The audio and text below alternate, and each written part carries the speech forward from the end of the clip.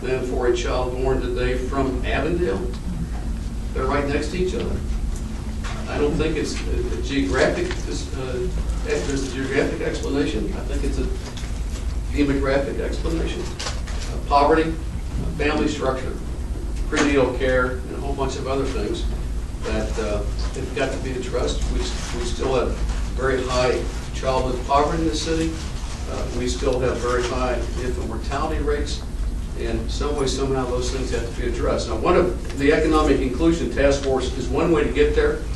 Another way to get there that I'm involved with is to take a look at the opportunities presented by the Martin Luther King Interchange, which is one of the first initiatives that we approved when we took office over a year ago, was to provide, I think it was $20 or $25 million in city money, which made it possible to flesh out the funding that was necessary for the Martin Luther King Interchange. And this links I-71 with Martin Luther King, access to university, access to the hospitals, and the like. It's been presented as a tremendous economic opportunity in terms of creating a whole bunch of new jobs. And it will. And some of those jobs will be because, at least this is the thinking, because of new economic activity related to the university, related to the hospital, higher end jobs. And the question for me, and this is why we've created the Martin Luther King Interchange Task Force. I'm a co-chair with Beth Robinson of the Uptown Consortium. And our mission, at least from my perspective, is to make sure that when we get all done, that the unemployment rate in Avondale has gone down. And in Rolling Hills, the two neighborhoods that will be crossed by the increased traffic from the interchange.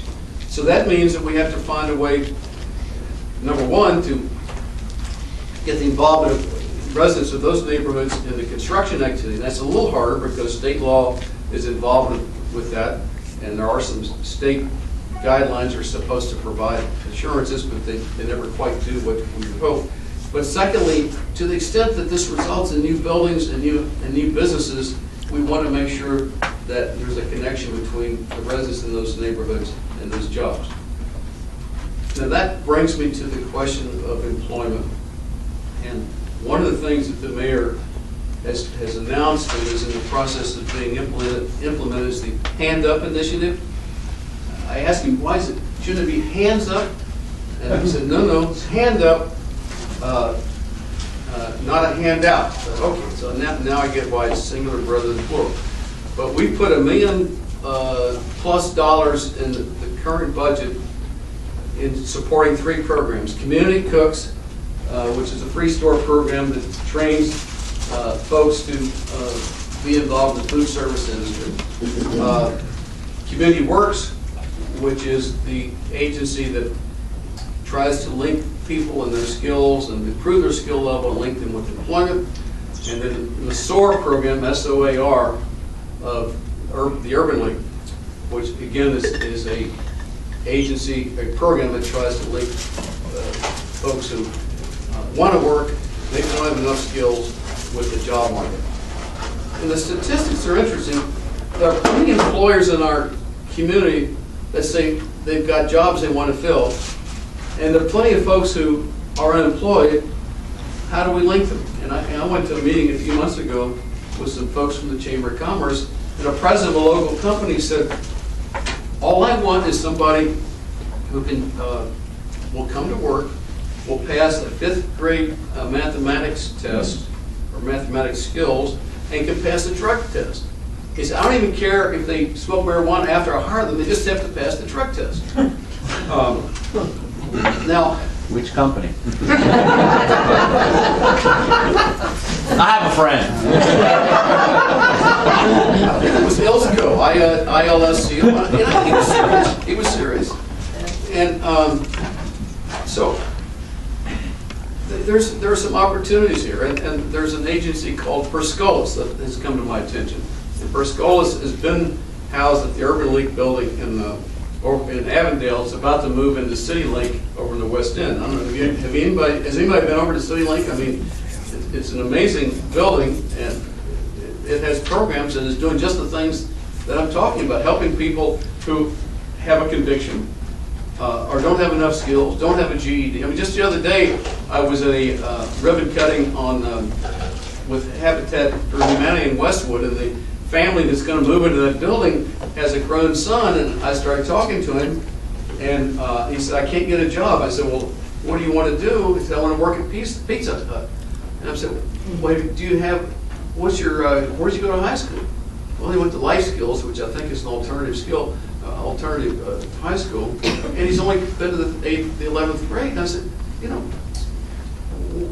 what about working on your GED? And he didn't really seem to know what I was talking about. So, you know, and I'm going to make him a personal case study to challenge CityLink to help qualify him. But Perscolas, I got digressed here. Perscolas has an 8-week full-time program which gives you basic IT skills, and at the end of that, if you graduate, you get a certificate, which it turns out is enough to cause employers who need entry-level IT people to take the job to be hired.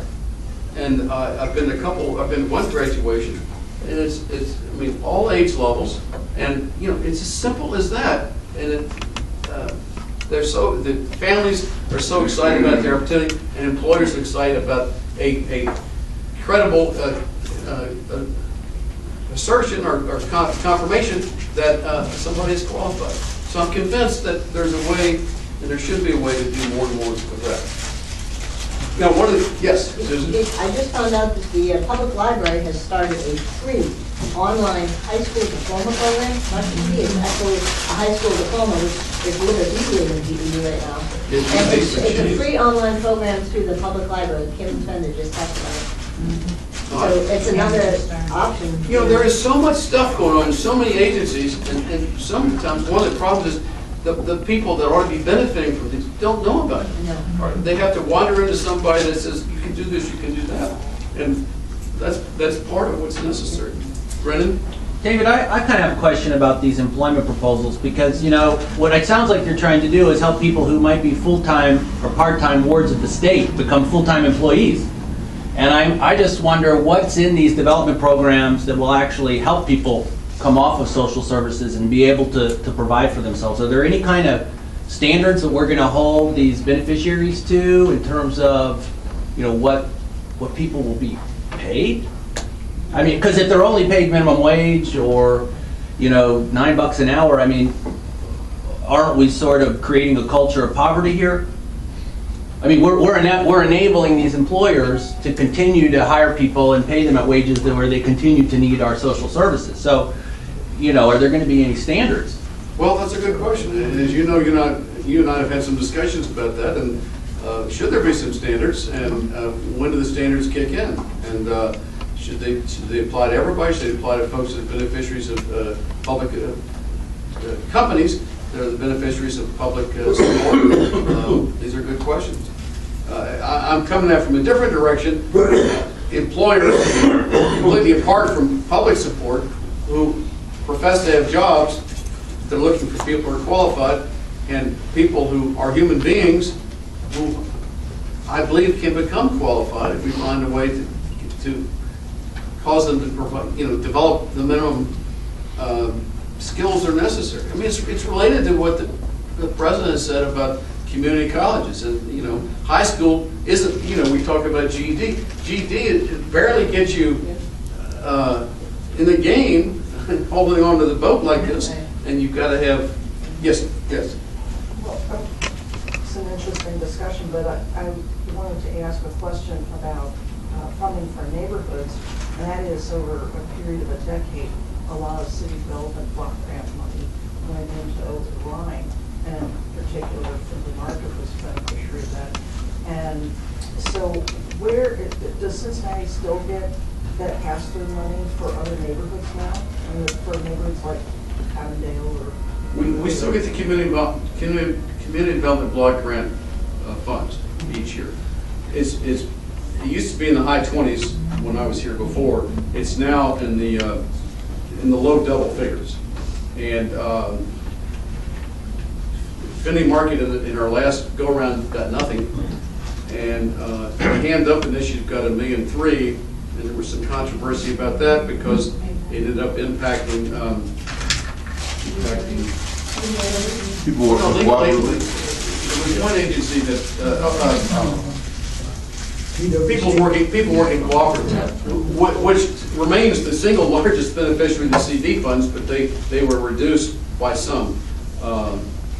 And that's why this idea of requiring beneficiaries of tax abatements in neighborhoods to pay back some money is an exciting way to develop some funds. Another thing that I support, neighborhood organizations get, they're called neighborhoods NSP funds. And at one point, we were getting close to $10,000 per year per neighborhood organization. And now it's down to $4,800 per neighborhood organization. And the city has a liability insurance requirement, which costs $1,200 a year, so now you're at $3,600.